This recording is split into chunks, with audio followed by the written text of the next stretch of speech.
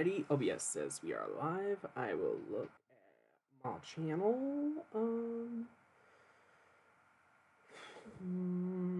There we go. Okie dokie. Now I can turn on low power mode and portrait lock. I should have enough battery to be able to make it through this. I made it through an entire stream with this amount of battery before, so I should be good. Okay, hey everyone. We're gonna start off with Matter of Murder, which I played last week, and I might have played on stream once or twice before. But anyway, I'm just gonna generate a random case.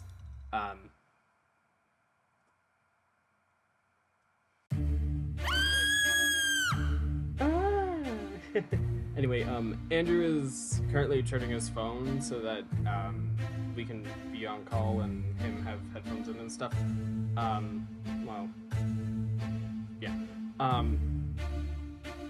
So he'll be about 20 minutes late, but that should be fine. We can play a game of Matter of Murder in the meantime. Then we can get on to Zero Escape. So, social obligations are to be expected. They are unavoidable, much like death and taxes.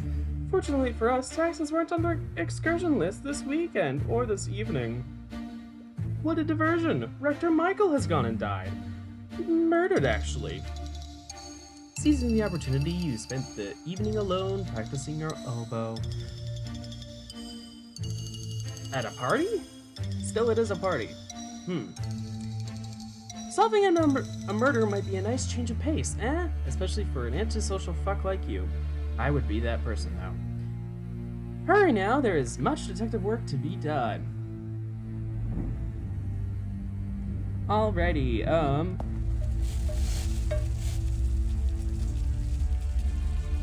so it's not the pistol. Okay. This should be interesting. Not likely the candle. Okay. Wait.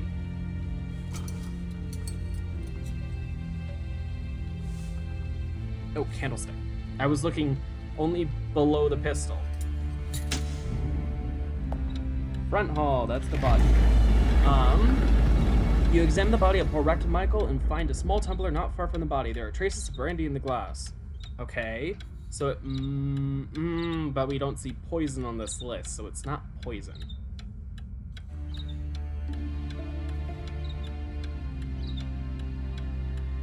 Okay, you don't notice anything unusual about the pillow, so he wasn't smothered to death. We also didn't get any death clues from his body. Ooh. Oh, upon opening the book, you realize that it is Heiress Mel's diary. It details plans to exact revenge on Rector Michael. Gasp! Okay. Speaking of, I just realized. So it was Rector Michael, Lil Melissa, Ambassador Alma, Heiress Mel, Master Justin, and Major Dick Harden, who was right in front of us. Right? I love the fact that he's a major, and yet he's in this getup. Anyway, as for an alibi, the major looks irritated with you. It was just a brief foray into the front hall. Yes, Rector Michael was there, and so was the brandy decanter. Oh no, this is another brandy chaser. Okay, I poured myself a glass and left. I was worried about that when I saw that the brandy was on the ground, but I thought, oh, maybe he was just enjoying a glass when he, you know, was beat over the head or stabbed in the ass. Anyway, the cricket bat is not likely to be the murder weapon. Okay, state map. Most people are in the billiard room. Interesting. Toothpick left behind. You did see Ambassador Alma using one of these earlier. So Alma might have been the one. Might have an alibi. Probably not Alma. And in my notebook, yeah, that's just about Mel, so. Ambassador Alma's previous residency in the Mayberry Insane Asylum. Well, lovely.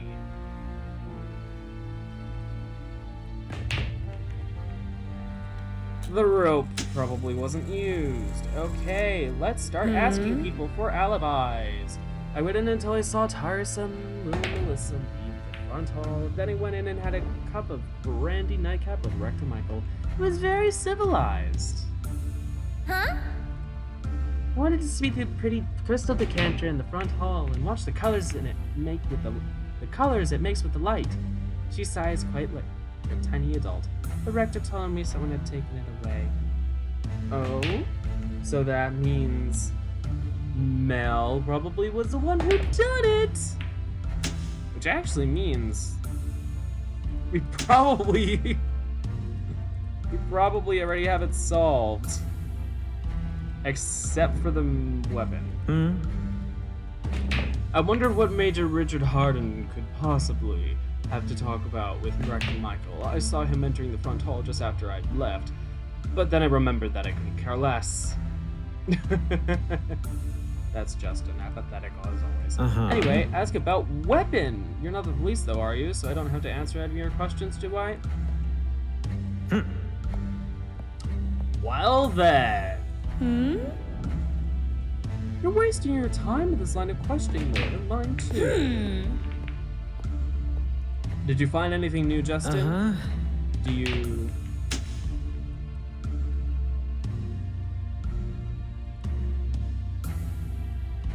A sharp jibe or cutting remarks about where my knowledge ends. I was about to say, does he suspect Lil Melissa, and was he about to side allude to something sharp? But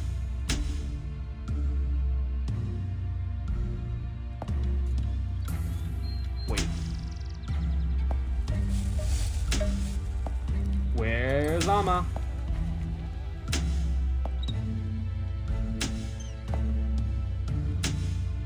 I only see 4. No. No, did somebody run? No, she's dead. Oh, so it definitely wasn't Amma. Well, I knew that. It's Mel.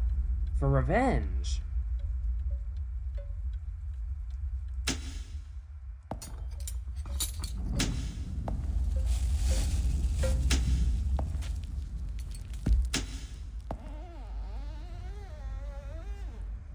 Appears well used, but it's not the murder weapon.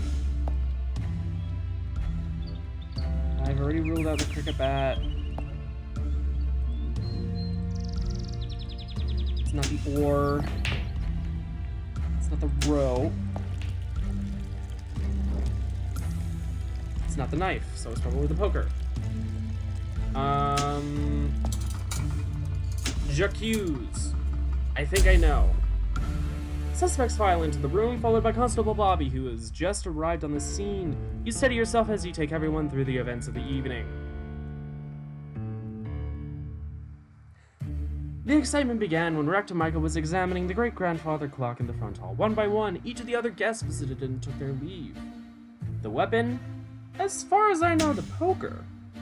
The poker lay waiting in the front hall, unaware that it would be a tool for murder. Motivated out of revenge, because these are not in the same order. They wanted revenge for years. Making sure no other guests noticed, the murderer made their way to the front hall.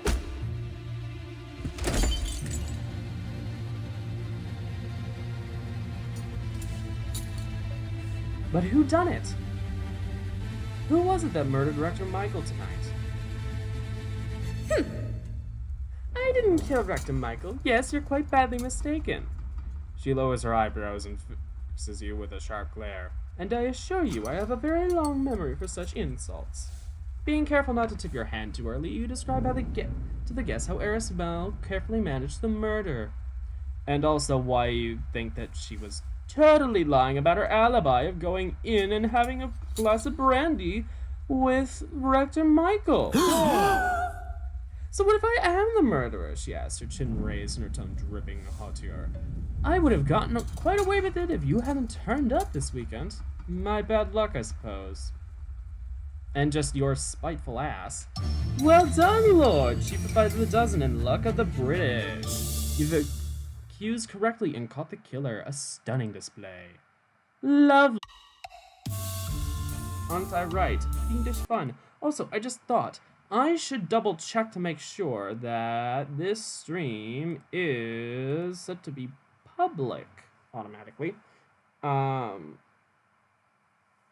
Because I've had problems with the stream being, oh yeah, okay, just double checking because sometimes I'm not sure automatically set to public. I've had times where it's set itself to private or not private, unlisted for some reason, but it might just be bugs because of OBS disconnected or reconnected, shit like that, but whatever. Social obligations are to be expected. Oh, yeah. Rector, apparently someone turned off the electricity, murdered Rector Michael, and then turned the power back on. Oh, great. It's Clue. Except there aren't several people already dead. I would like to say it might very well be that more people will be. Isn't that a Agatha Christie thing in one of her books? I haven't read any of Agatha Christie's books, so like, I just know how Murder on the Orient Express goes. Oblivious to the goings-on of the house, you spent the entire evening quite immersed in the daily newspaper. In what room? Even so, disentangling this sordid affair should be just the thing to make this weekend tolerable. Do hurry, as Dame Agatha Christie said, let us exercise the little gray cells. Oh, how nice. So today, Rector Michael's dead again. We have Madame Claire, Eris Mel, Bunny Andrew, Dick Harden, and Ambassador Amma. Let's just hope nobody winds up dead right away. It's not the poker, by the way. Funny how I immediately just found the poker. Let's ask Amma. A bridge too far with that question, I'm afraid, Lord, if you'll excuse me. Oh, how rude. The hammer wasn't used either. I'm just going right down the list.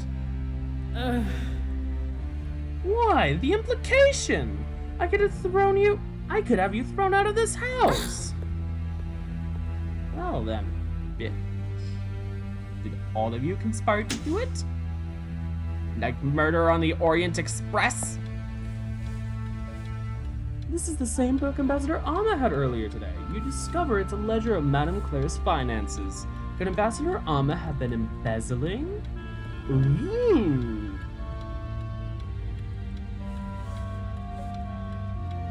Wait. Okay, hold on. Embezzling her as in Nell had been blackmailing? Or planning blackmail?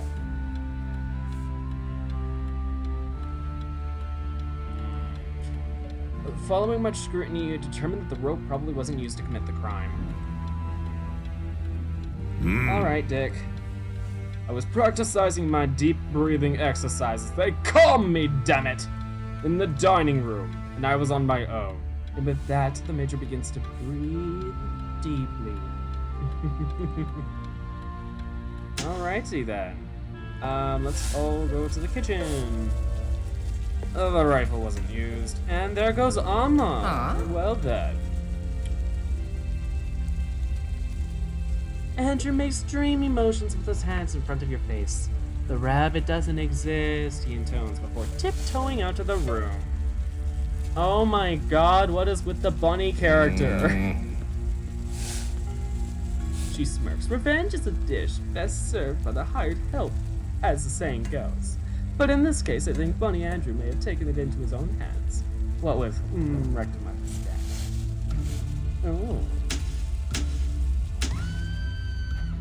Oh no! Eris Mel's body sprawled on the floor. The murderer has struck again! What? Poison probably wasn't used. Okay, Madame Claire. Anonymous. Oh, she smooths out a note made and pasted together letters cut from a magazine.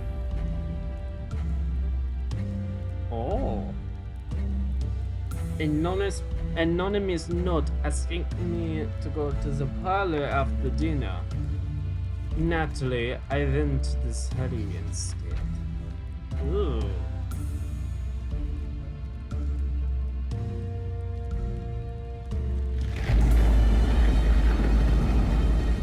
So,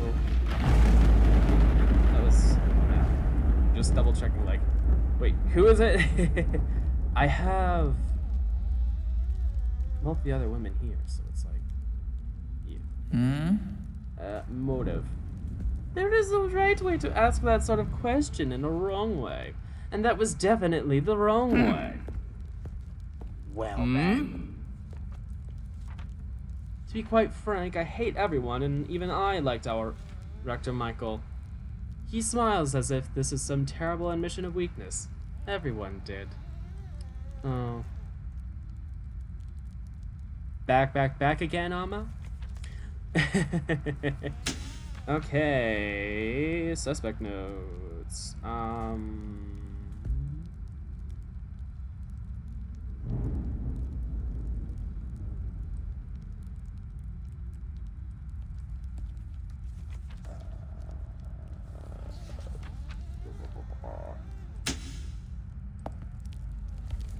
Nothing's in the study.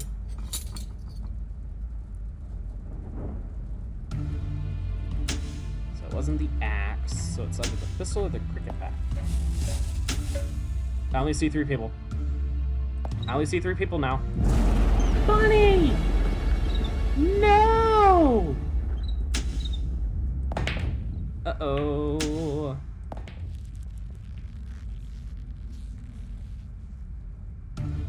Okay, so it wasn't the pistol, so it was the cricket bat.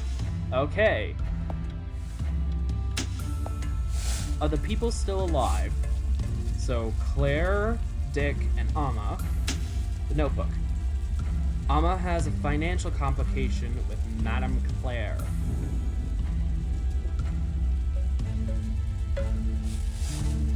Okay.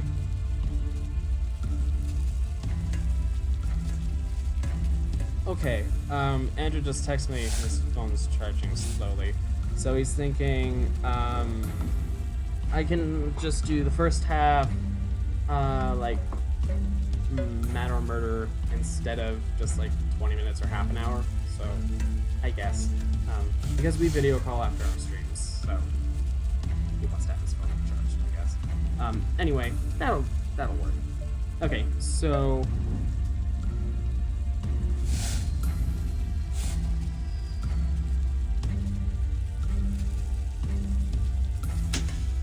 Oh dear.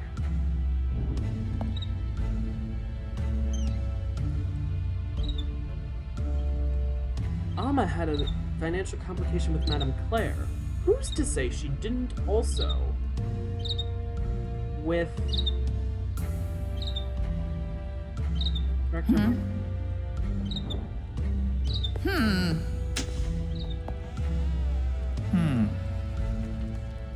I only got a quick glimpse at the corpse, I'm sorry. I cannot help you. I'm sure you know that Rector Michael was well liked, loved even. Especially by... Oh. Uh-oh. This is like... Amma has no information on a motive. So let's see. Dick, do you have any idea about motive?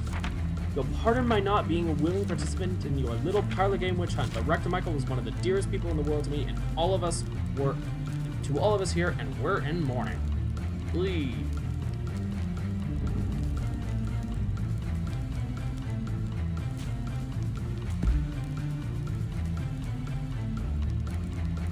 Now there are 2 people dead, though. There's no one that's listed as insane. There are 2 people who are dead.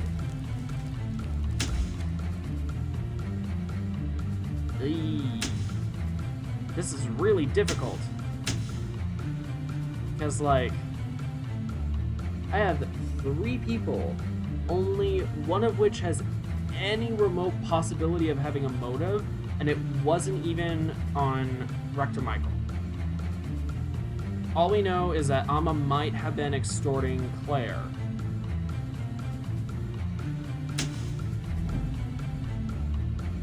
Or has a financial complication. Okay, I was thinking like blackmail money. No, embezzled, so... Yeah, no. Like Claire owes her money. So why isn't Claire dead? Unless it's a matter of more interest.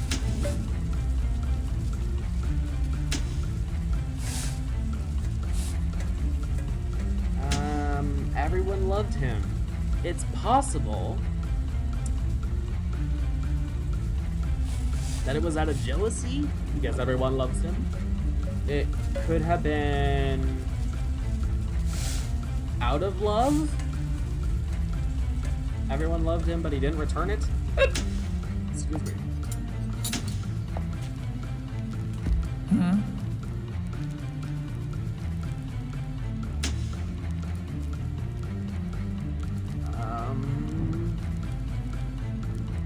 Oh, I didn't ask Claire about motive. Much to think.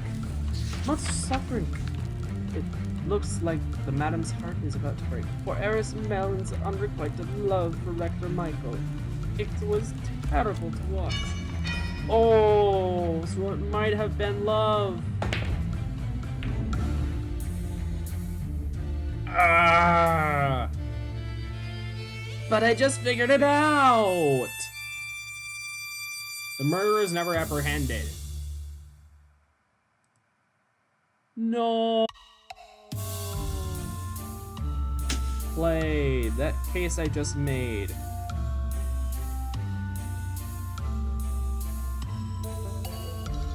No, it's not charged without I'm sorry. Maybe you stream on your own on my time and then I come in. Okay, babe, that sounds good. Yeah.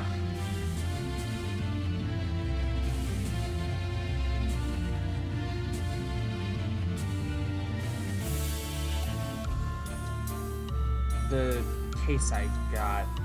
No, I was so close. You know what? Maybe we can,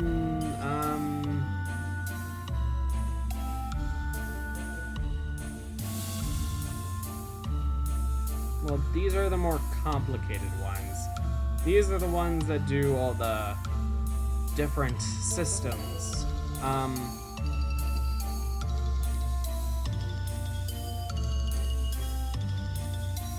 Let's do no exit.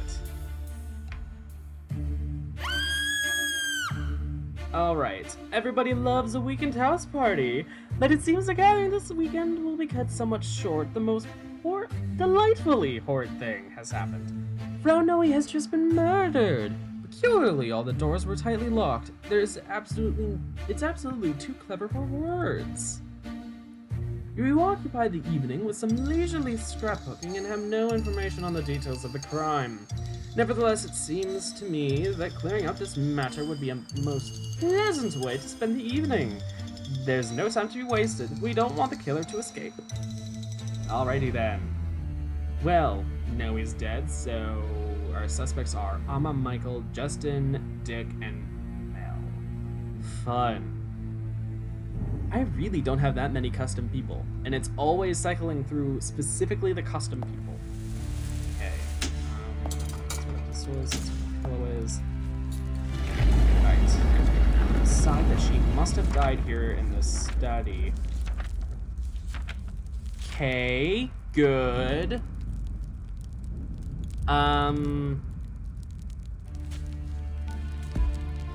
There's a glass there. Poisonism on the list. Unfortunately, the axe has nothing out of the ordinary to do with it. We got nothing out of examining the body except, oh, they died there. So no being drugged through secret passageways. Which, by the way, I think is a thing that can happen. Trophy room. As for an alibi. Frau Noe is such a lost soul. in more ways than one. Rector looks flustered, but I've said too much. All you need to know is that I was in the drawing room with Major Richard Harden when it happened.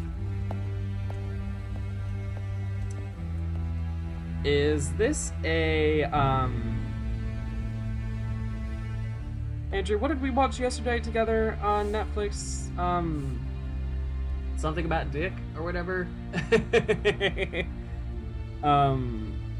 It was a British comedy show, a live show that was done also for the radio apparently, but it got put on Netflix. It's something like that. Apart from indications of a great deal of wear, the rifle yields no relevant information. Alright then.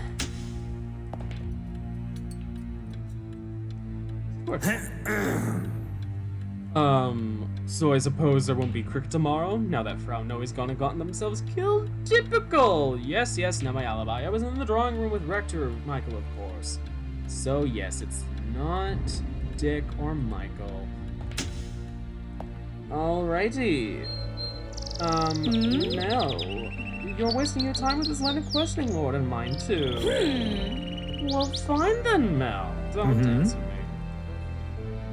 If anyone finds out this, I'll hold you personally responsible. I was in the front hall tonight, caught on my own with this. He holds up a copy of Fyodor Dostoevsky's The Brothers of Karamazov. Oh. Very interesting. Any idea about motives? Frau Noe held the key to Arismel's heart, Lord. Just in mimes dropping a tiny key. Pity that she wanted nothing at all to do with Arismel. Wasn't she the one who just stormed off? Ooh, it's the war! It must not have been wiped carefully enough, and there are still specks of blood remaining on the edge. Lovely. Alrighty. We may have our motive. That was love. Unrequited love. Motive. Bastrama couldn't stand it, Major says as he trims the cigar end. That Frau Noe was so much more successful, you see. Simple jealousy.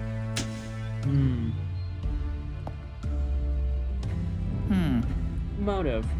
Rumor around the country house party circuit is that Rector Michael lost heavily betting on hamster racing, and Frau Noe is renowned for carrying about great gobs of cash. Oh. Money, jealousy, love.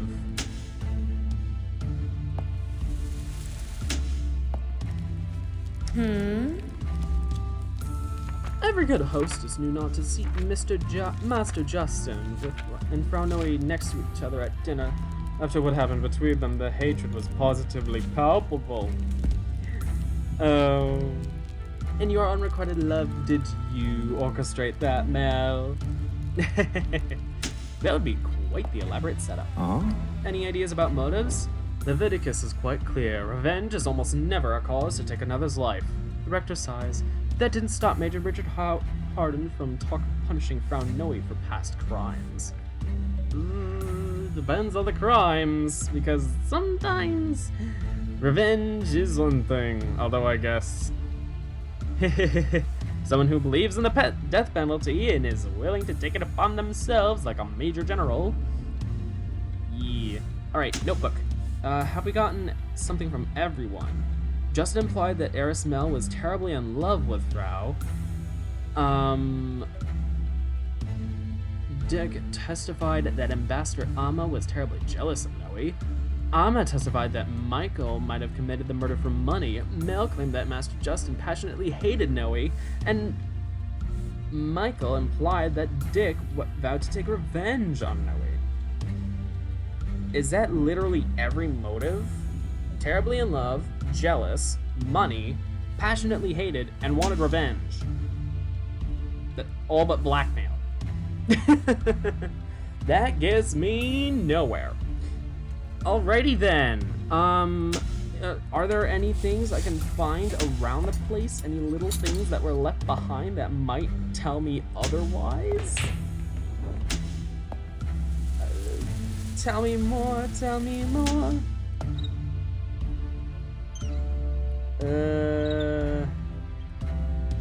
This one's labeled no exit. That's all that we got out of it. Do we have to just keep talking to people? Is it a matter of... Well, okay, so we know it's not Michael or Dick.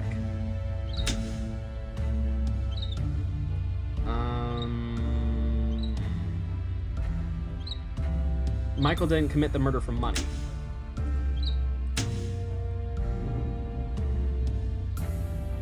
Michael implied that Dick wanted to take revenge, so it's not revenge. We get jealousy, love, and hatred. That does narrow it down a bit. We discovered a secret passage to the study. Who was in the front hall? The secret of your success.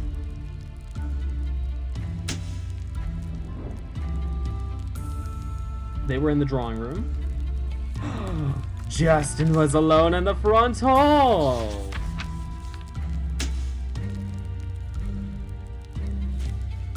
I think he figured it out.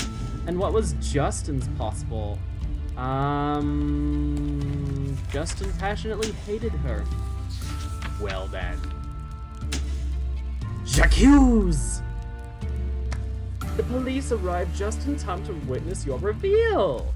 The assembled guests and the authorities wait in anticipation for your explanation of what you believe happened this evening. Some of them probably are suspicious of whether or not you will have any good notes, since many of them didn't even see you this evening, but clearly you were still locked in your room. Whatever. At the start of the night, Frau Noe departed from the study, hoping to pass the evening with a good book. To prevent unwanted interruptions, Frau Noe locked the doors. The weapon was an oar.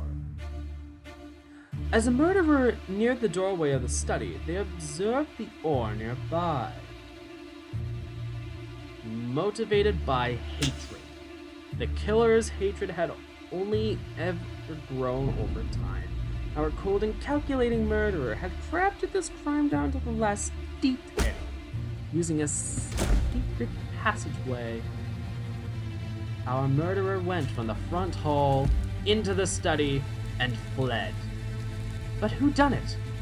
Who was it that murdered Frau Noe tonight? Me? The master barks. Why, that's absurd. Murders are from passion, and the only person I care passionately about is myself. I couldn't have done it. You've definitely explained that the most complicated of puzzles often have the simplest of solutions. You reveal the existence of the secret passage. Oh, well, I described it earlier. And illustrate that despite Frau Noe being sequestered in the locked study all evening, there was that other way in. Only the murderer Master Justin had access or knowledge of the secret passage. Justin seems exasperated.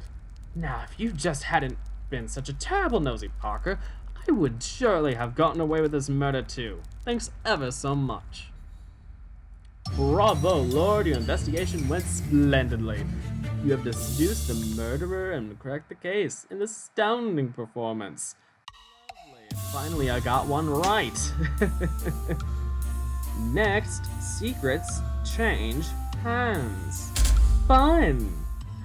7:35. Alrighty then. Nobody likes house parties, they're a terrible bore. Everyone seems to sequester themselves in other rooms. But one must go if invited. This party, however, is turning out to be a bit of a lark. It's quite shocking. I'm afraid Rector Michael is brown dead again. Dead. The body was just found in the music room. It seems that he was killed with a piano wire sometime this evening. Oh, wow then. Starting off right away with the weapon, the piano wire. Somewhat bored of the other guests, you pass the evening building castles with a deck of cards. My mother just texted me and said, loud. Sure.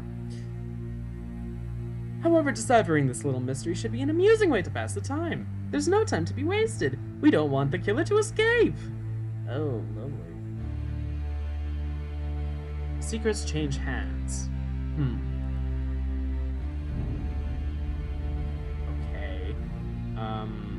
we know right away that the piano wire came from our person. So we have Don Anthony, Dick, Little Melissa, Mel, Amma, and Rector Michael. He's dead. State map, dining room, anything interesting? Where was the body? Okay, so the piano wire was dumped into the study. Oh, right. Music room. Ballroom, drawing room. Okay, let's start asking people. I'm sorry, did you just ask me or question? She is impertinent.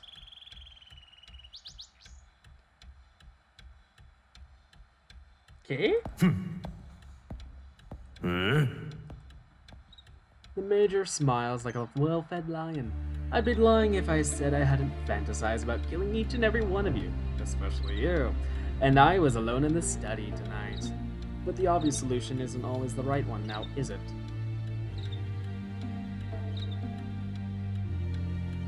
The piano wires in the study. You just made yourself super suspicious. Well, Melissa. I missed all the excitement. I was playing in the kitchen by myself and someone locked the door.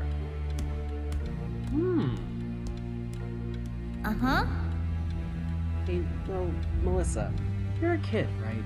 People usually talk around you when they think that you can't hear them, even though they've usually experienced that as kids themselves. Though, it happens a lot more these days than it used to. People aren't careful. Or at least they aren't careful enough. So, have you heard anything? Anything that might make someone hate or exploitative or that would drive someone to kill Rector Michael? My guardian tells me not to hate anyone, but it's ever so hard. I wonder if Major Richard Harden's guardian would have approved of him hating Rector Michael so much.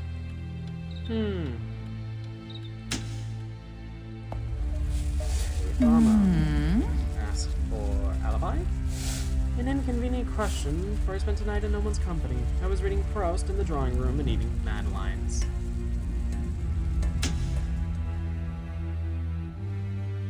Okay, in the study, in the kitchen, in the drawing room. Okay. I was mercifully alone in the trophy room all night, nursing a bit of a migraine. They brought on by ridiculous conversations like this one. Fuck you too. Why is it always that this is the really, really bitchy one?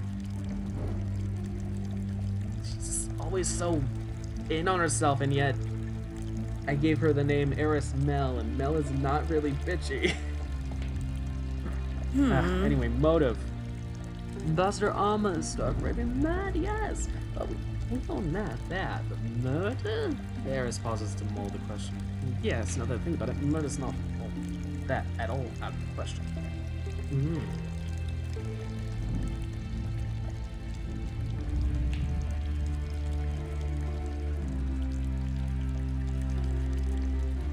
Now, specifically, claimed to be in the trophy room, but has no alibi for the time of the murder.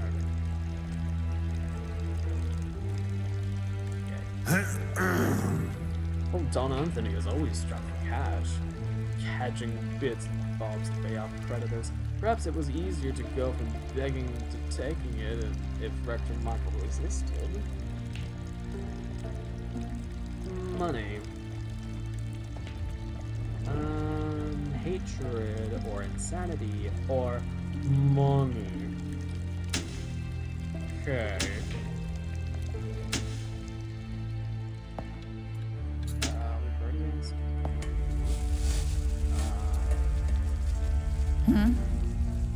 A motive? Well, if the hastily burned blackmail notes are anything to go by, I think Eris Mel might have had a good reason to kill someone. These two right out of each other. Right at each other. Alright, now Dawn, Revenge, retribution, reprisal. The Don is working himself up into a state. Though Melissa swore all these things to Rector Michael. I just wish I knew why.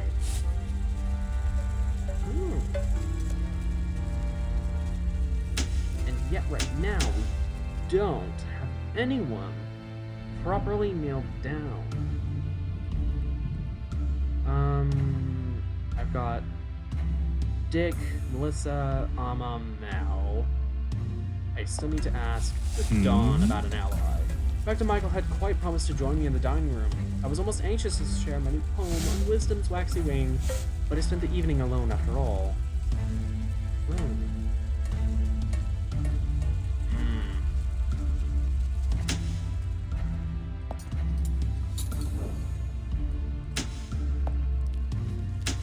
And there are no items left behind.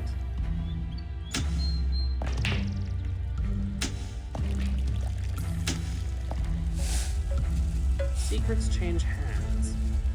Okay, so the mechanics of this game are usually straightforward. However, there are certain situations, certain rare ones, and I think some in certain specific pre-made cases like this one, where the intrigue and the setup are kind of strange. Like you have to piece things together when it seems impossible, yet not quite.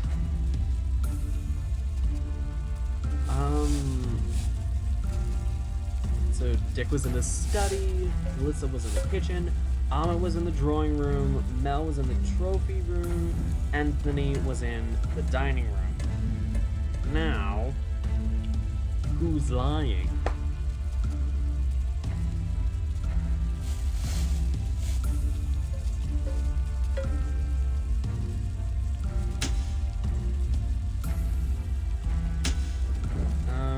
Out of the motives, hatred or insanity, money, blackmail, revenge. So it wasn't love. It wasn't jealousy. No one was super jealous of Rector Michael, it seems. So, have I managed to get something from everyone? Yes, I have. Don Anthony, again. I have nothing on...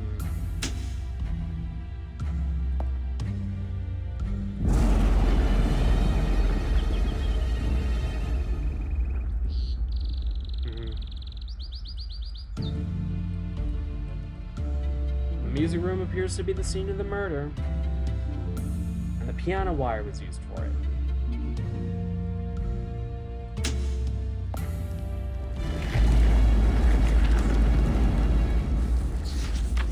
We knew that. No yellow spots, so no secret passageway. Who was in the study? Dick. Dick was in the study. The piano wire's in the study. Dick is super suspicious. Like, really fucking suspicious.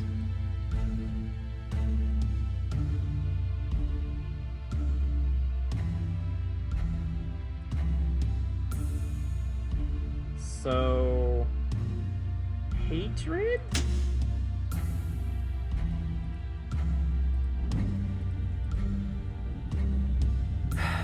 That's the best guess I've got.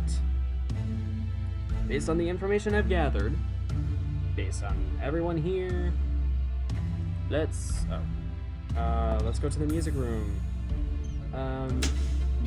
J'accuse! Constable Bobby appears on the scene just as you all begin to gather. The room falls silent as they all wait for your account of the evening's events. When the evening began, Mr. Body was enjoying the solitude of the music room. At this point, Rector Michael is just Mr. Body, except for the fact that he did participate in one of the past ones, but he almost always seems to be the corpse. Anyway, the weapon, a piano wire. The murderer walked right into the music room through the doorway, carrying the piano wire under their arm. Motivated by hatred, the killer had hatred for Rector Michael so much, had hated Rector Michael so much. Our cold and calculating murderer had crafted this crime down to the last detail.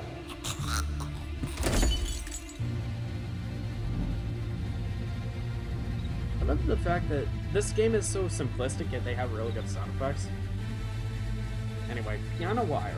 Not used to just guillotine someone, but, you know, more so used to choke them to death. Only one of the guests assembled had the motive, opportunity, and situation to kill Rector Michael. And that person is... Richard Hardin. You're my best guess. You dare accuse me? You hack! I've seen keener observational skills on a brain-damaged lemur. I'm not your murderer, Lord. Ah. Damn. Nefarious merriment. Secrets change hands. Let's try this one again. With a different grouping. Fun. Country house parties are almost always a welcome diversion. There is such excitement to the whole affair. Oh my goodness. This is a different kind of house party, it seems. It's most delightfully mysterious, but Madame Claire has been found dead. Murdered, it seems. The piano wire apparently used to do the deed was found next to the body. Oblivious to the goings-on of the house, you spent the entire evening quite immersed in the daily newspaper. Nevertheless, it seems to me that clearing up this matter would be a pleasant way to spend the evening. Don't waste any time, secrets are waiting to be revealed. Alright, so we know right off the bat it was the piano wire again. Excuse me. The design of the house is set, it seems, in this situation. So let's start asking for alibis. I was mercifully alone in the grand ballroom all night, nursing a bit of a migraine. They're brought on by ridiculous conversations like this one. Well then. Wasn't found in there. Unfortunately, a careful examination of the crime scene yields no additional information. The kitchen appears to be the scene of the murder. That's all. Alibi. You know, I rather resent your tone. The major sips on his tea with a deceptive placidity. But as it happens, there is no one to attest to the fact that I spent the evening in the drawing room. Okay. Drawing room, and no items around. Let's ask Chesty. Chesty grips its face and claw-like hands. Stupid, so stupid. Who spends the evening alone in the dining room?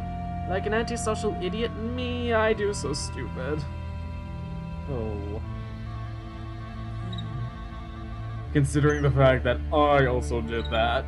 Probably. Yeah. Don't worry.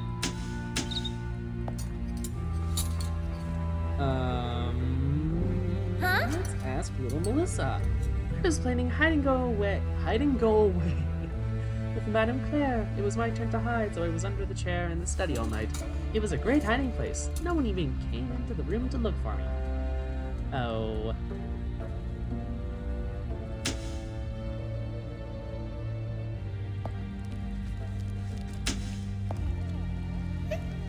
And now Madame Claire's dead.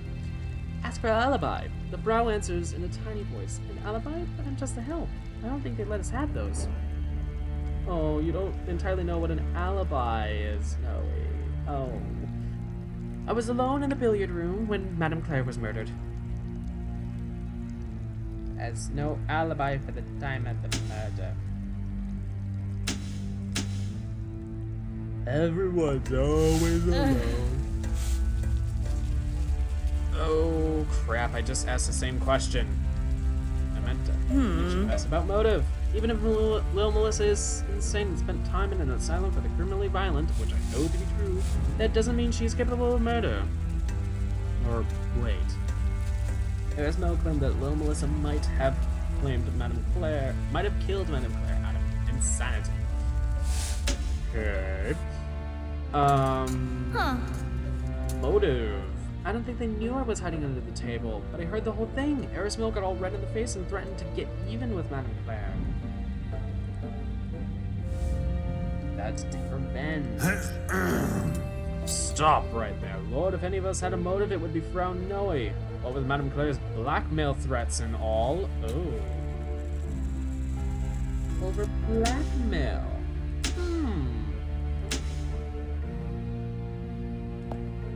Motive. Hate is a strong word, yes.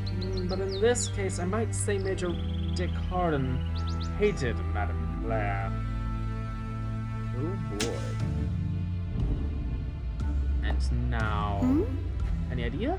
Oh, it's an open secret that Madame Claire's many blessings drove poor Dr. Chesty to fits of jealousy. Oh boy. So, insanity or revenge, blackmail, hatred, or even jealousy. But not money. Yay, we got that off the list. Okay. Secrets change hands. What is that supposed to mean? Still technically learning this game. The thing that I really want to know... Oh, that was just a drawn spot on the map. I was trying to rub it away and I was like, is that burned out lights away? Excuse me, on my computer screen, but no, those were set up in the map. Okay,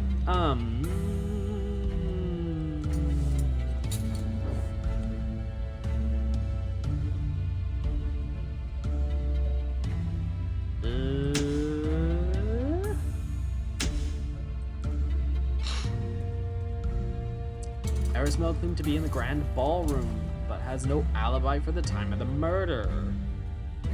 Major Richard was alone this evening in the drawing room. Chesty claimed to be in the dining room, but has no alibi for the time of the murder. Melissa was alone this evening in the study. Frau Noe claimed to be in the billiard room, but has no alibi for the time of the murder. Everyone was alone.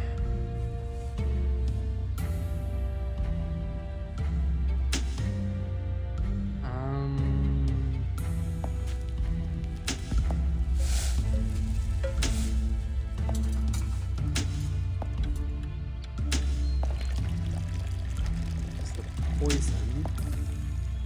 I don't see any items around.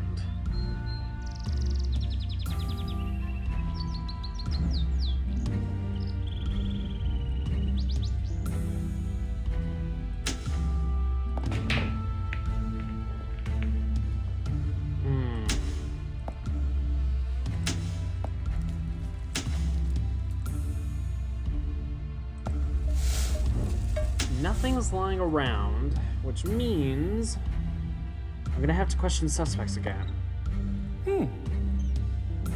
Hate is a strong word.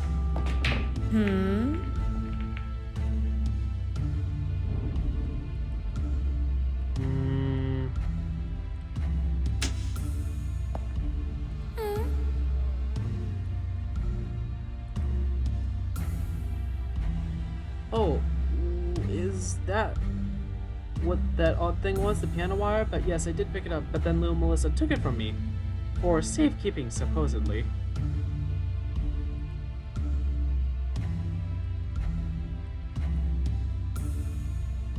Oh no!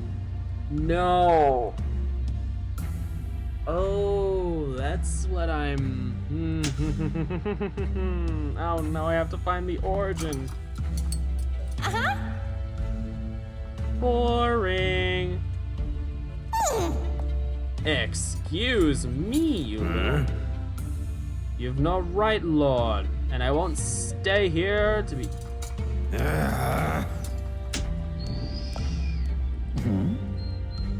had the piano wire, true, but then Arismel practically snatched it out of my hands. Weapon. I'm not quite sure how I ended up with a piano wire in my hands, but then Frau Noe was kind enough to offer to take it away. I didn't ask any questions. You don't know how you got the piano wire. That super makes you look suspect. Okay. So it was Mel, then Noe, then Melissa. Oh, Chesty handed the piano wire to Mel. Okay, so Chesty, Mel, Noe, Melissa.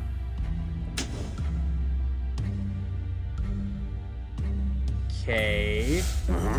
Dick.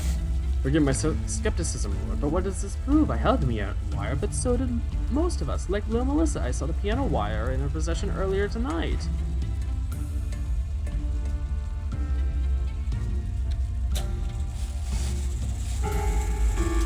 But when were you carrying it?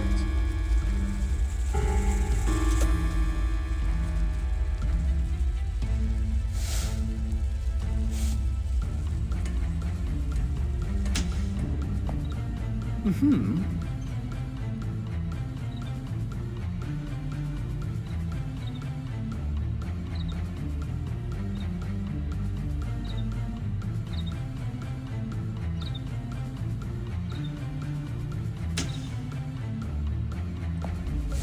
This means we have two people that are technical sources of the piano wire.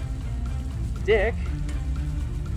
Oh wait, Dick was carrying it after Melissa. So that means Chesty. Okay.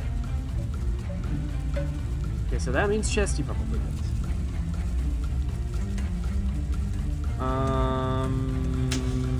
Chesty and he was jealous? J'accuse? Okay, let's hope that this is it. As you all gather, Constable Bobby arrives at the estate just in time for your dramatic reveal. Everyone looks at you as begin recounting what happened. The excitement began when Madame Claire was counting the pots and pans suspended above the butcher block table in the kitchen. The weapon, the piano wire. The murderer walked right into the kitchen, the doorway carrying the piano wire under their arm. Motivated by jealousy. They had been jealous for far too long. They argued until the killer could take no more, and then they executed their plan.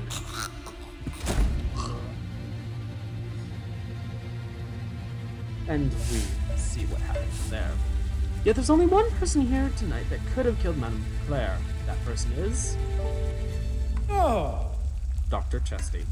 I am not the murderer, the doctor squeaks indignantly. Why, no, not at all. Whatever gave you such a ridiculous idea? Excuse me! It appears that your sleuthing tactics would benefit from some practice. Don't give up, then. Well, fine, then.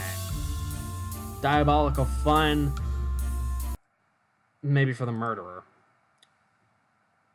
Anyways. Andrew Skype messaged me. Aw.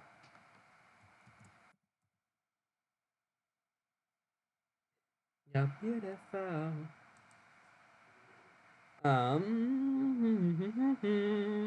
Come on. Is Skype just gonna be like this?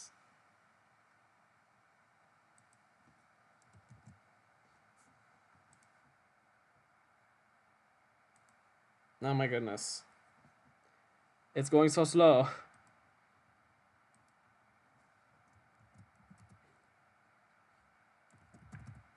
On now?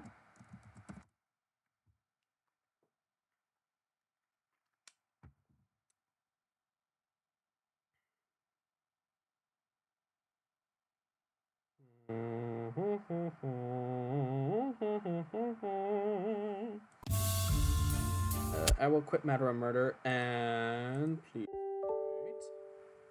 Yeah, let's do it, says Andrew. Woohoo! 0. Audio. Minimize that. I need to open up 0 Time Dilemma. Hello, babe. Hello. Hello. Hello, everybody. That burp. Yes, that was. Lovely.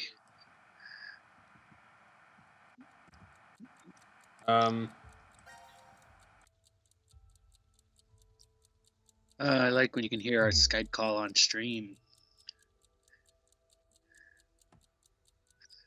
You just hear the music. It's like ding ding ding.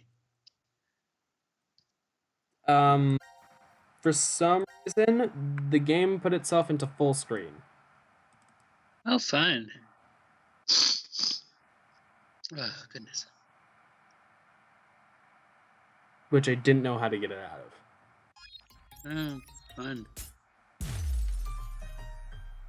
Excuse me. Zero Time Dilemma. Here we go. Alrighty, let's load the game. We got an hour. Yeah, we'll do whatever the fuck we can do. I don't fucking know. I mean, sometimes an hour is all you need to get a lot of crazy shit happening. Is it? We've had a lot of crazy shit happen in single-hour segments before. Maybe. Or at least big breakthroughs, one at a time, over the course of like 2 hours. But anyway, what do we do now? I'll spoil Avengers for everybody. No, I'm kidding. All you have to do is go to the Wikipedia page and everything's already there for you. Well, of course. Well, I know. I already read all that, so I know everything, and I still don't give a damn about it. I stopped caring. I've stopped caring since the first Avengers movie. I don't like Avengers. Sue me, people. And that I'm not trying to say that like a thing of people that was like, oh, nobody cares if you don't like something, because I don't care about that either. I've never been a fan of. I don't think I've ever been a fan of big, like superhero fighting movies in general. Like I think the most I've ever really gotten out of them are the X-Men movies back in the day. That's true and fair. I'm not a huge action movie fan either, so it's like meh. I kind of liked the first Avengers movie. I liked the Captain America movies more. I liked this version of Cap. Some people did not like him. Some people really liked him after he was out of the ice and in the modern era, because that was like, his real story arc. Not just his simple origin story back in World War II, where he was near invincible and brash and whatnot. You actually got to see, however, where he would eventually wind up. And all that stuff set up Civil War, which I still think is the most ridiculous conflict ever. I can see the reasoning behind it, but I also totally don't see why people don't see how fucking impractical the entire Accords would have been.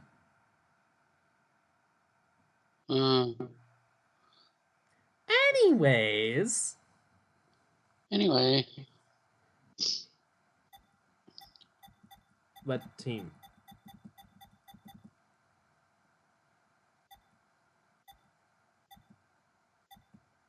What team should I do? I don't remember. What the hell did we do last time?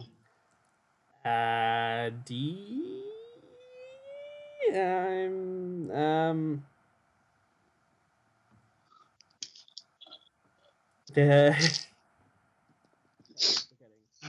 I'll have to figure it out on my own, I guess.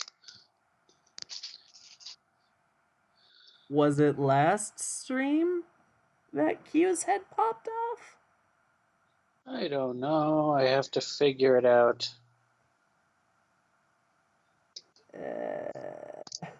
I'm figuring it out. Excuse me. You're excused. Okay, what the... Oh, God, what are we doing? Did we do the... Did we do... We did the Monty Hall. Was Monty Hall the last thing we did? Or Did we do the transporter Yes. room? We did the Monty Hall. What about transporter? Transporter. I don't think so. That was D team, and the second from the top in the middle. Second from the top in the middle. That's still no. Okay, go for it. Alrighty. Now we know where to go. Transporter. Oh boy. I'm guessing yet another escape room. Unless, are they waking up in the main area? Where's Vi? I don't see her. She could have woken first and wandered off. Sigma? Huh? It's after midnight now. Oh my. What? Don't tell me the year turned over. It's no longer the year 2028, but 2029. Oh my. How long have we been asleep then? my last memory was 10 and a half hours ago. Oh my. You're talking about the vote at 13:30? Yes, but that doesn't mean we've only been sleeping. Wait, 10 and a half? We could Oh, have woken up yeah. several times. You're saying the amnesia drug made us forget. Well, better start looking for Vi. Yes, you're right.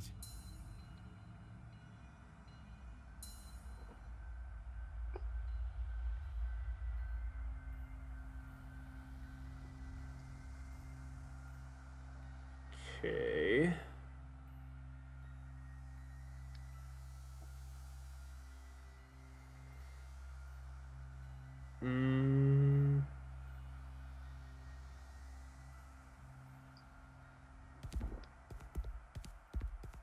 This weird This is room. the last of the rooms. That Vi. Where'd she go? Welcome to the transporter room. Zero. I can only assume you are searching for something. If you'd like to learn their whereabouts. Menu options. I want to turn up Zero time dilemma. voice volume all the way. Do as I say. Damn it! So what are your orders? First, I shall explain the room to you. As the name suggests, this room contains a device called a transporter. Who'd It have thought? was discovered roughly 140 years ago, in the year 1888, at the South Pole. A German expedition was exploring the area. At one point, they became lost, and subsequently stumbled upon it. The device was carefully transported to their homeland and researched in secret. What they eventually uncovered was the fact that the device was not made by man.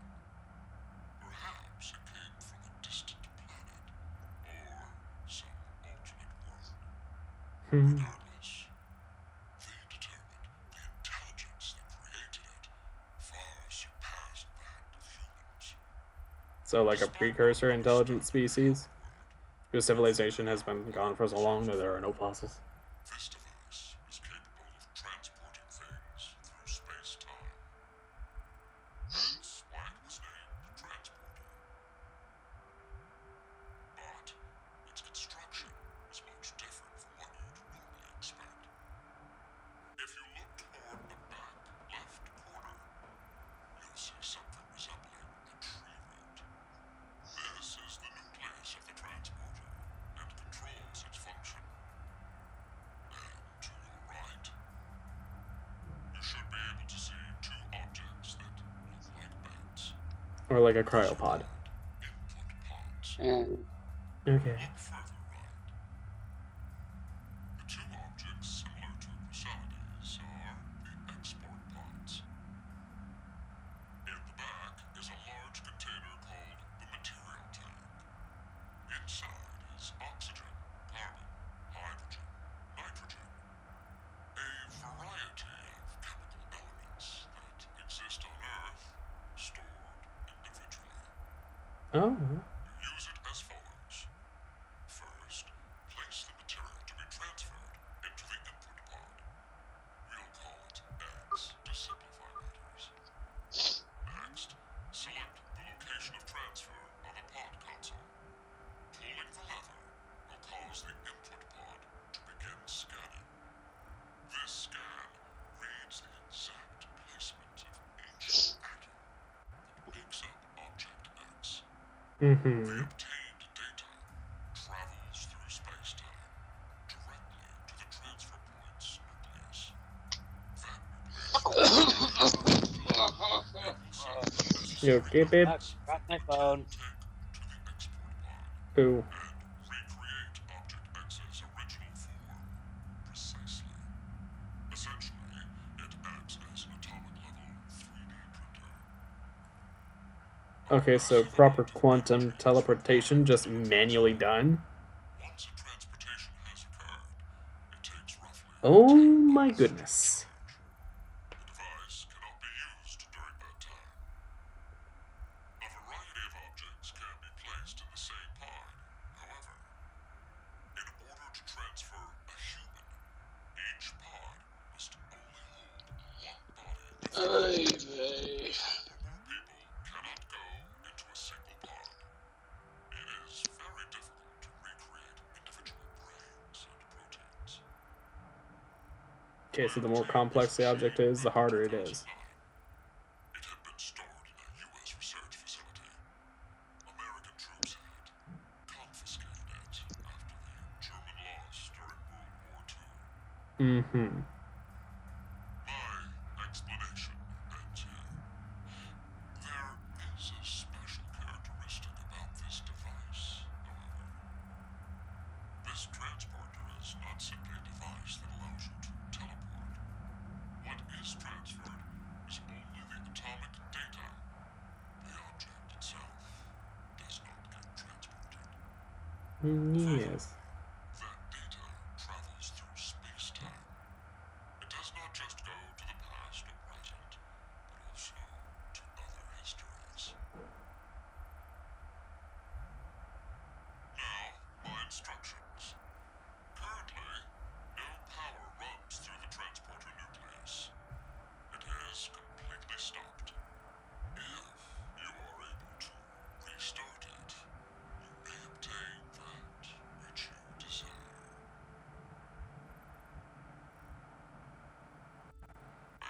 Well, I know you'll do your best. Good luck to you.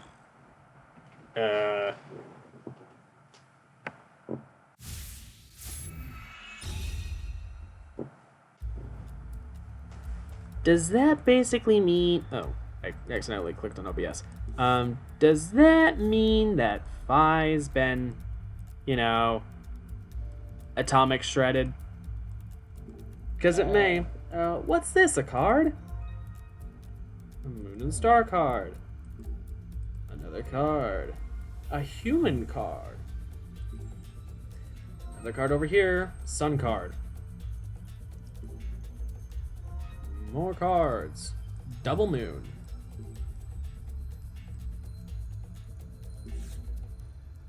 Oh, card.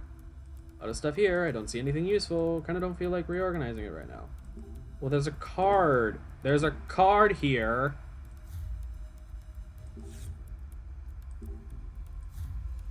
I know there are cards all over the floor, but still. Another card. Double human. Single moon.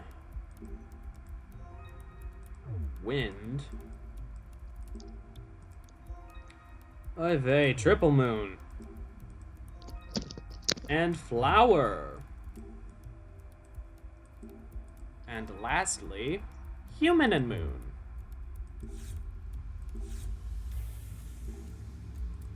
Card. Birdman. And star. Which is a pentagram, too. What is this? What's this machine? Do you know, Sigma? I don't. It looks fragile. I think something goes into the vertical and horizontal axes. Excuse me. You're right, that means we probably can't use it right now. Okay. Oh, there's a card here too. Human and 2 moons. What's this? I have no idea. I've never seen it before. Nothing happens when you touch it. The surface is cold.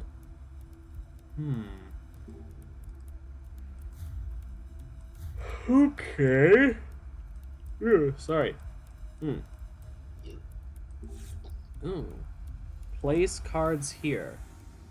Let's try with this card? Yeah, go ahead. Oh, one of the lights above turned on. Did the color of this card change? I thought it was already like this? No, it was something darker, I think. Regardless, we still don't know everything. Let's find more cards. Okay, so now this is green. Placing a card here changes it to a different color. Oh, you're right. Now we can tell which ones we've already done. True, but that's all the information we have right now. Let's keep going. Do I have to do it with every single one of these? Light turned on. I'm guessing I have to. Alright. Let there be light! Let's do something radical and just randomly go with double human. Yeah, it's just going around. Round, round, let the city turn. Party in the hills, we can party in the burbs. Roof on fire, let it burn. Champagne in my hand, I'm not concerned.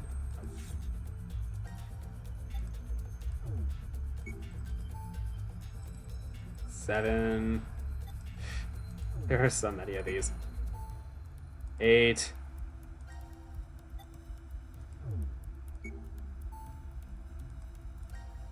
9. 10. 12. Literally just ellipses. Calm down, Sigma. I think there's only one more left. Here goes the last one. Accepted. Huh? What's that? A book. What's these? Yes. It's a hologram stereoscopy. Wow, incredible.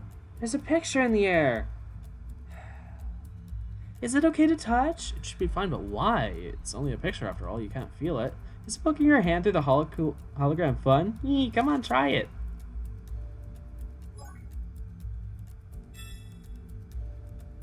Wind equals 0.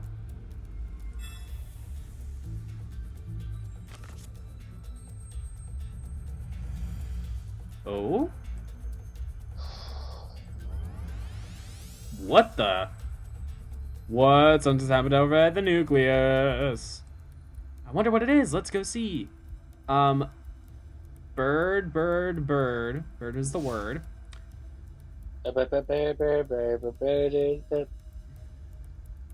Bird, bird, bird. Flower, human.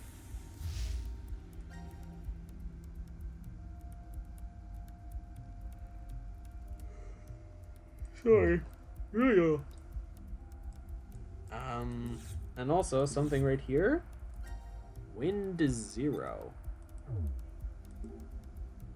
Isn't this basket just about the size of those cards we found? Let's try putting one there. Wind.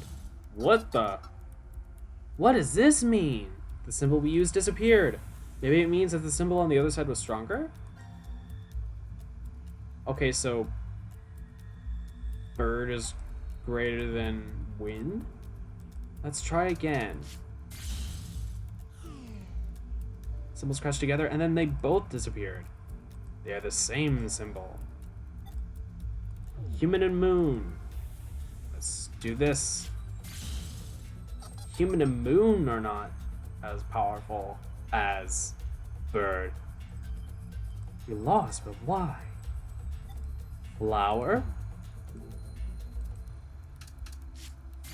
Oh, flower and makes a flower appear.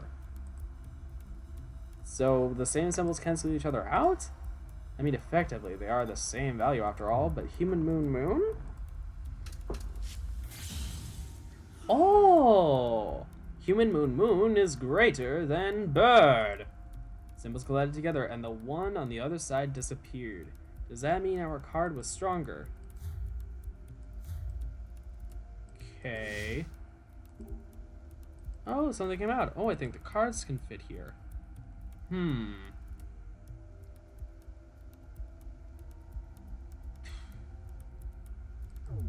we'll figure that out. I'm pretty sure we use the cards, but I still don't really understand this. It's like numbers that add up, but we don't know what all the numbers are. All we know is that wind equals 0.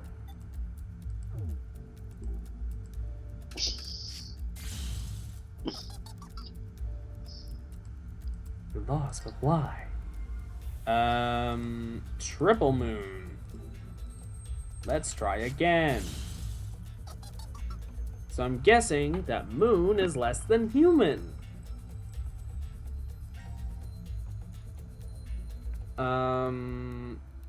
Human moon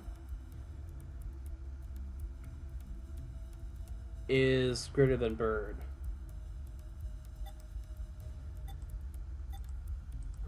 What about star? Star is less than bird. Human.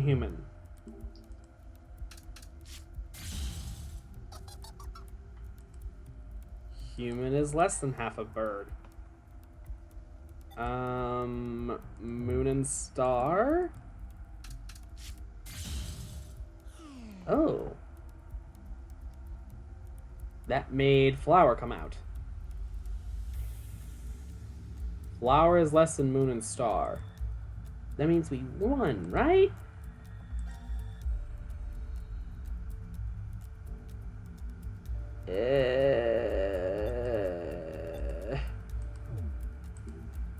Let's try again. Well, obviously moon is less than bird.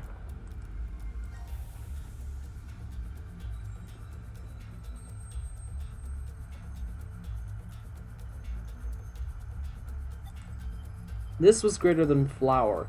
Does that mean flower is like 10 and bird is like 8 or something like that? Or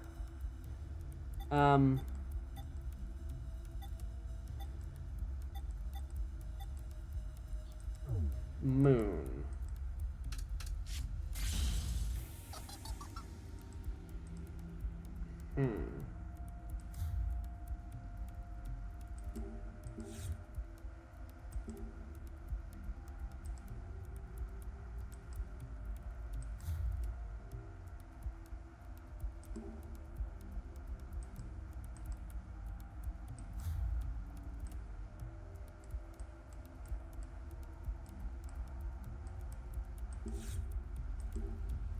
The book lit up. Maybe there's something else we can check. Chapter 2. Oh my goodness. The alien civilization created this transporter utilized 13 symbols, each one representing a number, from 0 to 12. The relationships are as follows. Oh my goodness, it's multiplication! Oh, that explains a lot. Okay. This is the basic ones, but not all. This doesn't include the sun or the bird. Bird is the word. So human moon equals human moon. Human equals double human. Star times moon equals star moon. Moon equals moon squared. Moon equals moon cubed. Human moon is human times moon squared. K.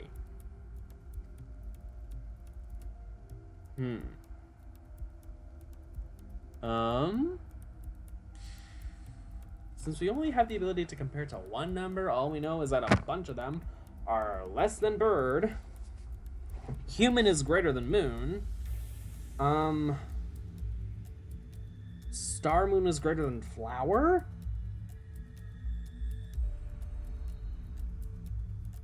And flower makes it go against flower. So,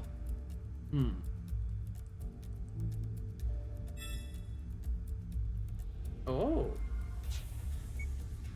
Wind equals 0. This is greater than flower. If I go back, it does say my answers. If I go back, and then it closes the holographic book. Does it still keep... Okay, it still keeps what I've got. Okay, so... I know that bird is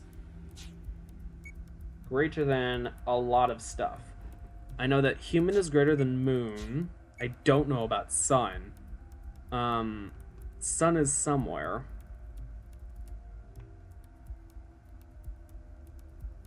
I know that human moon is greater than moon. I know that double moon is less than human. I know that human moon would be less than human.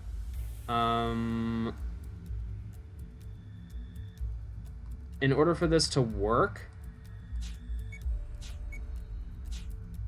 star would have to be greater than that. Okay, so we're working with numbers. 1 times 2 is 2. So I don't think moon, since these numbers are individual, can't be that. This would have to be 9.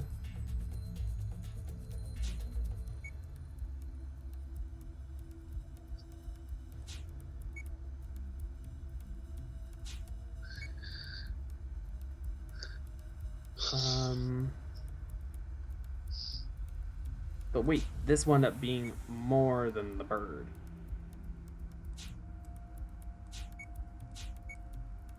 So what was this then? Then had its flower work.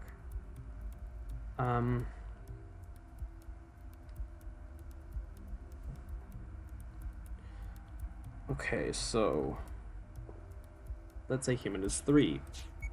Human would be 9. I know that moon's less than human. Moon can't be 1, so it must be 2, so human must be 3.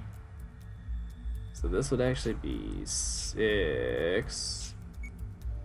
Moon would be 8. Human's 3 is 9. 5 and 7 are prime numbers.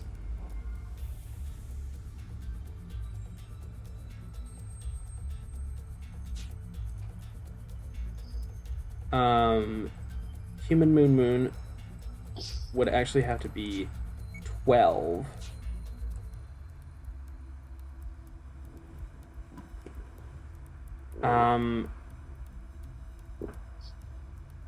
Star and then star moon, and then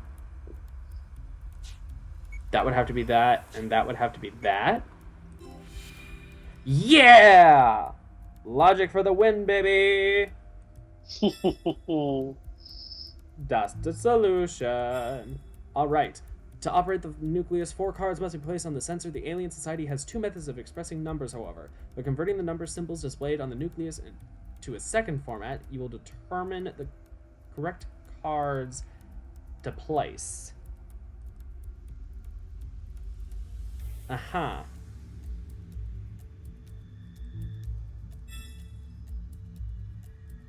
Okay, so I've figured it out.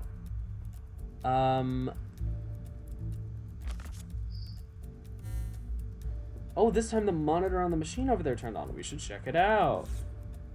Totally. Oh boy. Something's on the monitor? I think it's displaying the object it's going to make. It's a 3D printer after all. Does that mean it's going to make it now? I think so. Let's try it.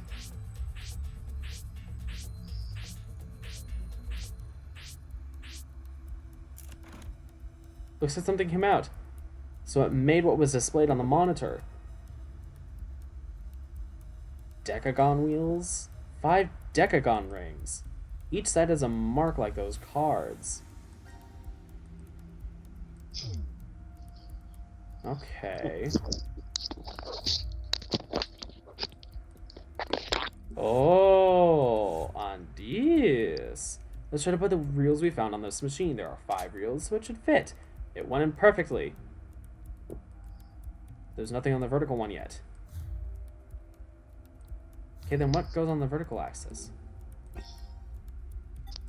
These cards?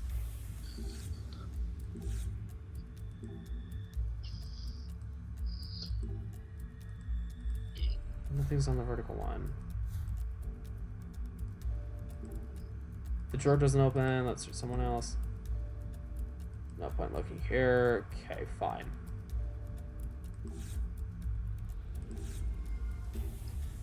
Something else appeared on the monitor. Is this the same thing as before? It looks a little different to me. Let's try to make it.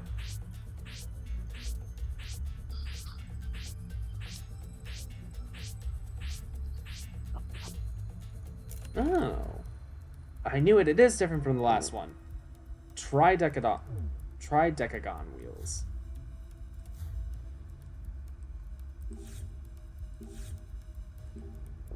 Let's try to put the reels we found into this machine. It does have 4 reels, so it should fit. Well, that was easy enough. We have both sets of reels in. Let's see if we can do anything with it. Maybe we'll figure something out.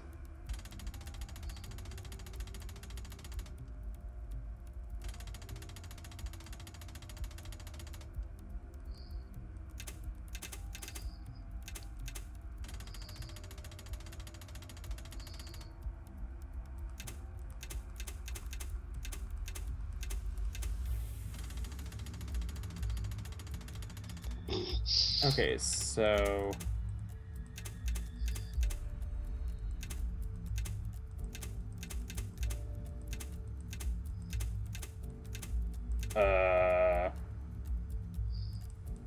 Wasn't it just... Okay, hold on. Turning the horizontal ones changes the vertical. Are they matching something? These are numbers, so maybe the number is being converted somehow? The decagon has 0 to 9, but the tridecagon has 13 numbers. Yeah, the vertical reels show 0 to 12. Okay. Bird, bird, bird. Flower, human, but the decagon doesn't have bird.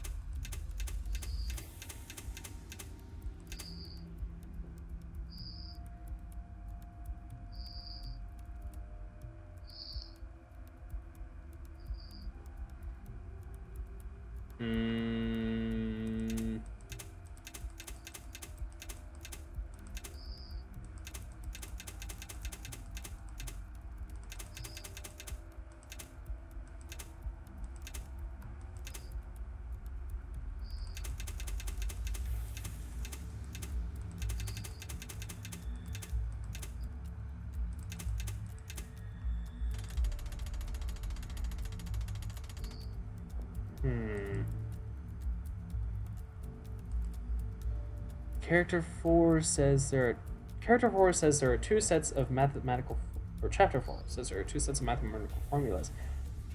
These would be horizontal and vertical axes to the machine then? What's different between them though?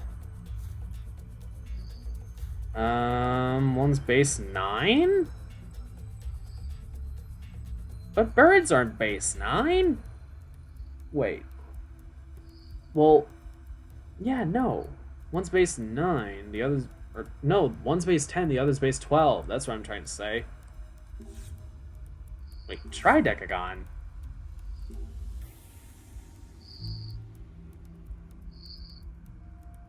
Oh, because it's 13. Never mind.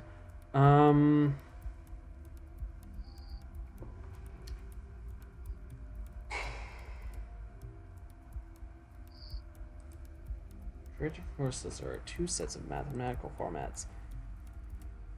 Those would be the horizontal and vertical axes of the machine then? But what's different between them? I think it's the number bases. But then... Bird, bird, bird. Bird is the word.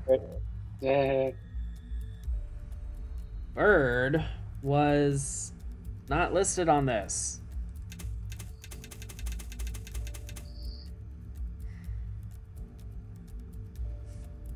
Can I ask you for a hint, baby?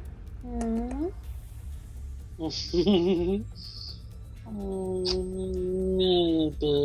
I don't know. I have to think about it. Okay, I guess I've thought about it. I'll help you. Thank you, babe. What the hell are we doing again? I'm completely lost. We're in the transport room trying to do the number deciphering. I kind of got the transport room bit. I just so what is the so what exactly do I need help with? Figuring out how to decipher the code. Which code? On the decagon and the tridecagon. Okay. Excuse me. Sorry. I'm so sorry, people. I'm just getting it loaded up. I think we saw something in the room earlier. Yes, it's the bird, the flower, and the human, but the bird is not on the goddamn cipher. Who said that? Salty? Hi, Salty. No, I'm saying. Oh, I thought you said Salty said. I thought you said Salty said that, and I was like, oh hey.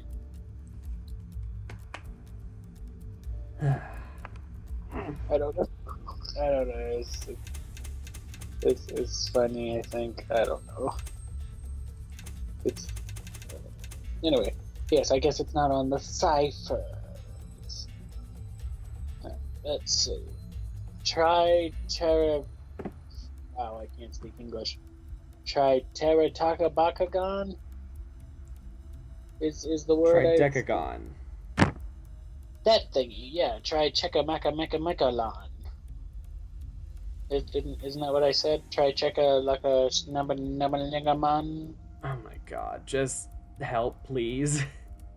No, I'm enjoying myself. I'm enjoying fucking with you. Tricheckamacachicka. Chicka. Oh my god. Maka. Checkamacamaca. Chabalabaka chickabalera. Chabalera, I don't know what I'm doing anymore. Nothing in here says Tritekacharakaracon. So the cipher machine, the thing that spins the dials. Go around the room. Do you have a total of 13 cards? Yes. I've already deciphered the. I've already done the printing of the dials. Shut up. Have you collected the cards, examined the computer with blinking white message, equipping all of the cards one by one to touch them to the computer until all the green lights above the machine have lit up and the cards have turned white? Yes. Have you examined the book and read chapter 1? I've read chapter 4. Have you examined the pedestal with the overlapping little shapes and placed any card into the bracket? Have you left the machine and returned to the book, which now has a new chapter? Is your task to work out which card represents which number? Chapter 2 giving you some hints. Have you seen below on how to... Oh, no, that's my part. Have you read chapters 3 and 4? Have you left the book on the machine when the corner will turn on? Examine the machine to set new reels. Examine the machine on the desk and add both sets of reels to it? Yes. That's where I'm at. Have you checked the nucleus to see 5 symbols: Birdman, Merman, Flower, and Human? Yeah! Okay, so enter 27951 into the left-hand set of reels. Did you do that?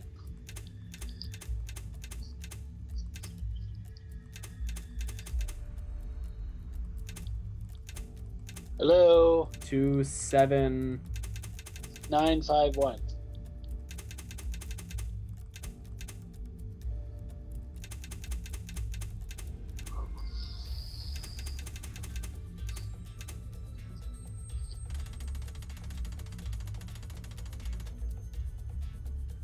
Okay, so human, moon, human, star, sun. Yes, that's the right. When we put 27951 into the horizontal axis, we get this. Okay. Lovely. Let's try inserting cards. Human, moon.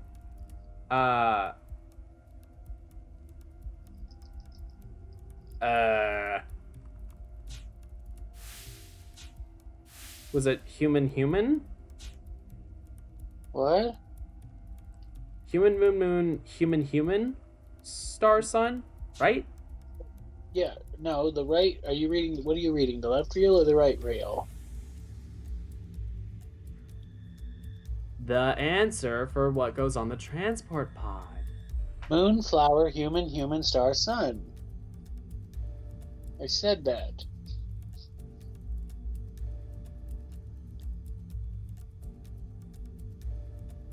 Moonflower.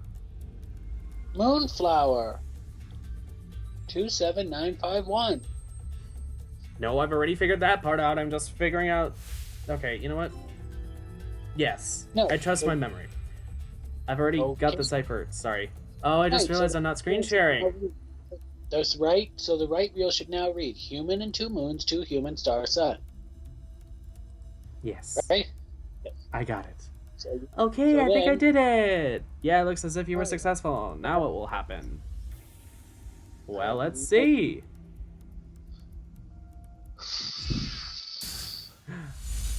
You found it. Fabulous. It worked. Yes, but Now announcing the current casualties. C Team, Carlos, Junpei. Ooh. Q Team, Q, Mira, Eric. D Team, 5. These 6 are now deceased. what? It can't be. The X door has been opened and subsequently closed. Oh my god. The successful escapee is Akane Kurashiki. The decision game has now been concluded. No. Thank you for participating. This isn't what we wanted to happen. We didn't want this at all. You tricked us, Zero. This is a lie. It's gotta be. I refuse to believe this is true. You look like you're crying blood.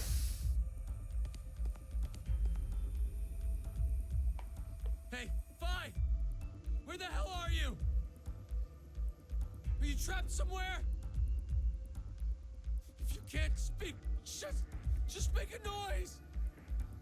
Please, Vi! Please! Answer me, damn it! Yikes.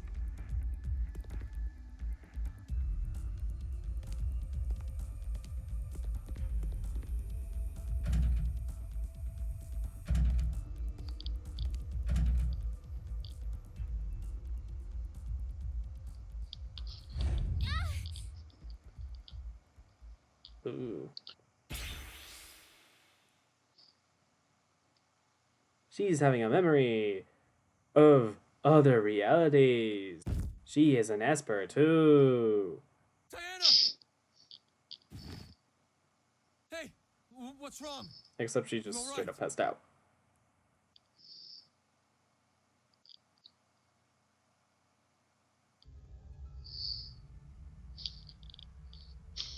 You okay? Yes. Thank you. And Vi?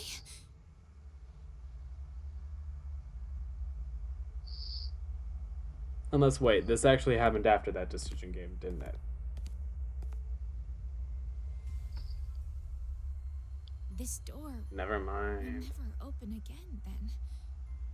What's the point of that? Yeah.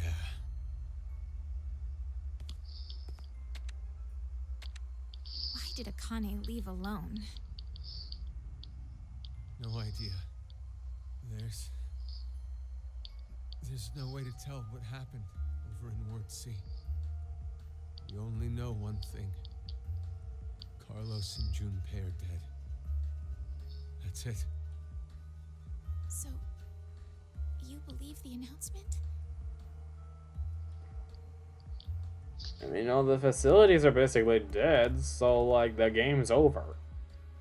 Well, if what it said earlier is true, then that means Q-Team is dead as well. Yeah. But unlike C-Team, we can figure out exactly how Q-Team died. They were executed. Likely because of the vote at 1330.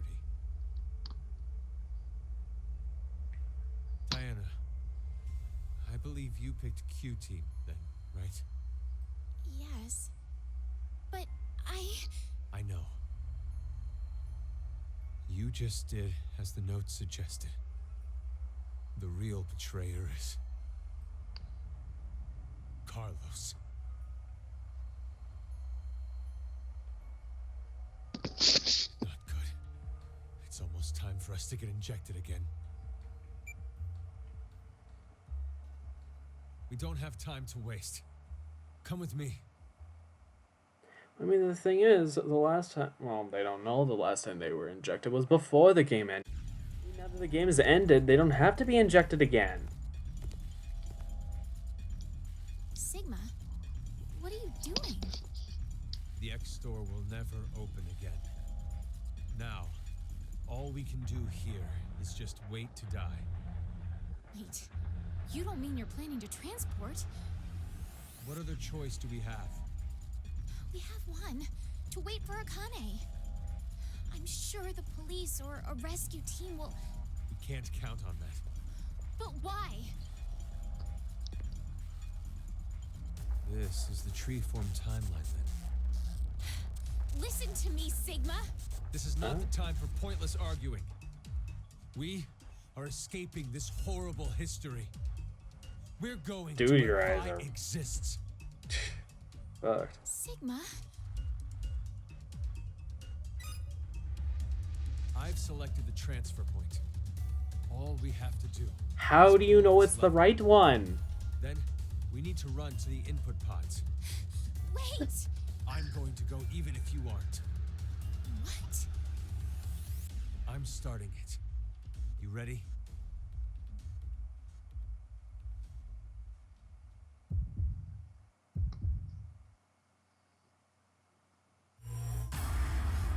Oh boy, decision game. What should we do?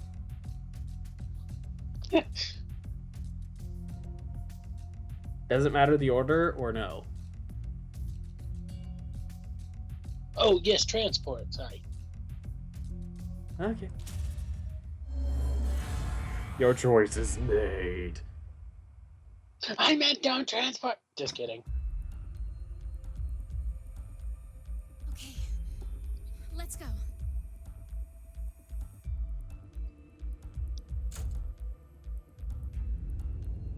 Let's hurry.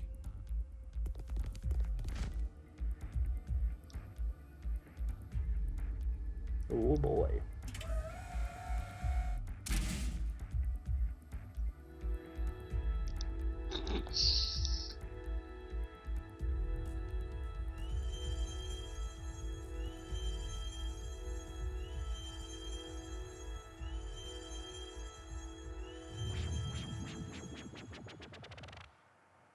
What's with all the stray particles?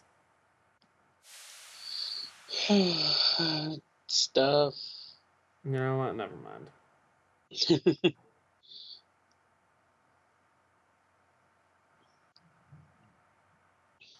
All right then. That was transport. No, well, there is a little bit more we need to do, and I suppose we could finish it with the little bit of time we probably have left. I'm Oh not my sure. goodness. See, click on the one that's. Hold on. Let me see what it says. Go back to the transport fragment, the one not marked new, and jump to the pulsing exclamation mark. The one not marked. Watch the scenes as far as you can go, and then you'll be back on the selection screen. Then you can go to the only. Then you'll go to the only other fragment available, but we'll do that next time. All right.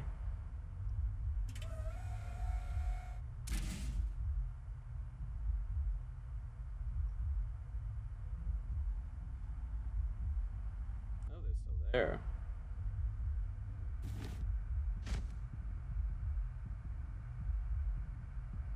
What in the world is going on? We went into the input pods, and now we came right back out of the same ones. But not the export pods. It's a molecular scan, so that doesn't mean Does this fail?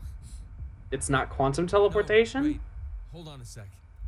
Let me think about this for a minute. It's a scan only?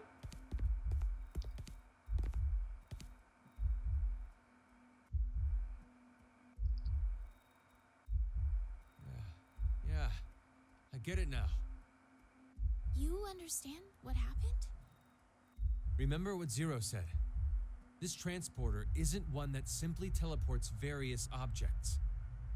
What is transferred is only the atomic data.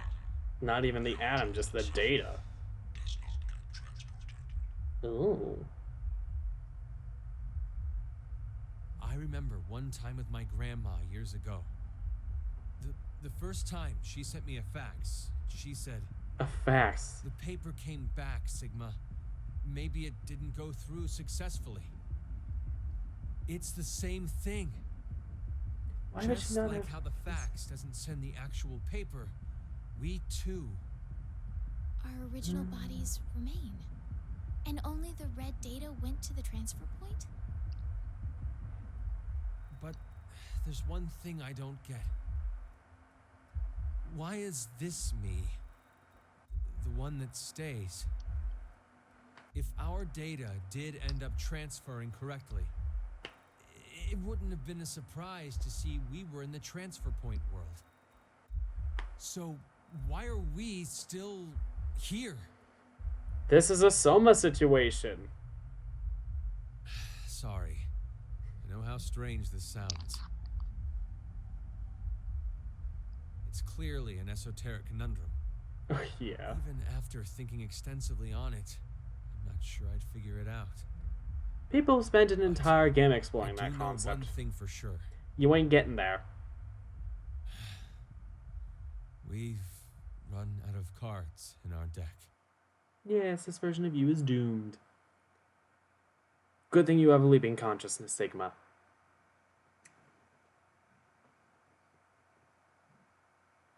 So that when you eventually starve there, you can go on forward. Anyways,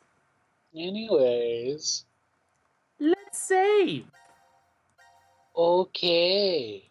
Because that was some crazy ass shit. Yes, it was. It was some crazy ass shit. God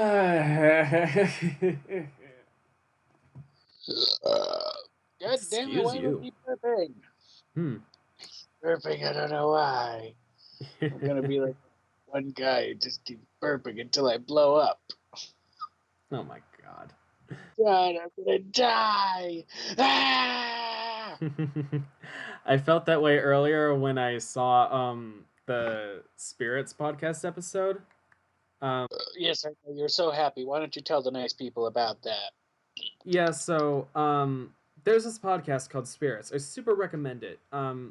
They self-describe it as a boozy dive into myths, legends, and whatnot. And they have these episodes where listeners, since it's a audio podcast, send in their urban legends. I just realized I closed out of YouTube. I meant to just go to the thing, but okay, whatever. I'll reopen it. So I was really excited because I sent in something because little weird thing. Some people probably won't believe in it, but whatever. I had these weird precognitive dreams of really random things just happening in life. Random moments, generally benign, generally fucking useless to me, so it's not like a random prediction. It's just like, oh, that'll happen. And I'll have deja vu when I experience that moment in the future, some weeks and or months later. Whatever the case, it's just like, oh wow, that happened. Fun. And I can usually tell that it's a precognitive dream because it feels a little bit different. It feels closer to lucid dreaming. And sometimes I see places that I've never been and that I eventually do wind up there, and it's like, okay, why have I seen this place before? And then because I'm terrible at remembering dreams, sometimes I'm like, did I see this place in a dream? Am I confusing it with somewhere else? Because I generally don't get good details. I don't have a very visual memory. I don't remember people's faces all that well. I remember things like voices and concepts really easily, but visual things not all that well. Unless it's like really striking, I can't at all. Gesundheit. But Yeah. I've seen and I guess not experienced the world ahead of time. Generally, the entire point of the dream is I see everything that has led up to that point, and then everything desyncs with reality, and the dream stops. That's basically all I get. So I sent in, or I had one of those experiences while listening to Spirits of All Things, and it was, I experienced that dream before the podcast episode might have even come out, because I experienced it around the start of the school year, and I was listening to a specific Spirits episode that came out in mid to late September. So it was like, oh, I might have experienced that right around the time in which that podcast episode came out, when I didn't even know about spirits though. So I was like, that's creepy. But anyway, I just sent the thing in after listening to that one because it was kind of creepy. I was the headlighting one, and I was kind of freaked out. And it was like, "You heard this episode in his dream" is the title of it, and I'm just like, "Holy fuck!" They put my my not urban legend, my email, I guess, because they read viewer emails basically, and it's just like, yeah. Everyone was kind of freaking out by the fact that I had a precognitive dream with their podcast in it. I mean, it's kind of really, I guess, fitting, honestly. So it was like one of the better precognitive dreams I've had. Like, some of them have just been, oh, I'm in this new place that my mother manages, which has been the last two dreams that I've fucking had. The last two precognitive dreams that I've had. The first one I had was literally me in class in second grade, too. So it's like, huh? They're weird. They're random. They're not super memorable either. So it's just kind of like, nice. There's also mention of a Shadow Man, and in general, like, fun. But Spirits in general, super recommend it. It's super good. Loud, my mother says with several exclamation points. Sure. Bad. Or loud.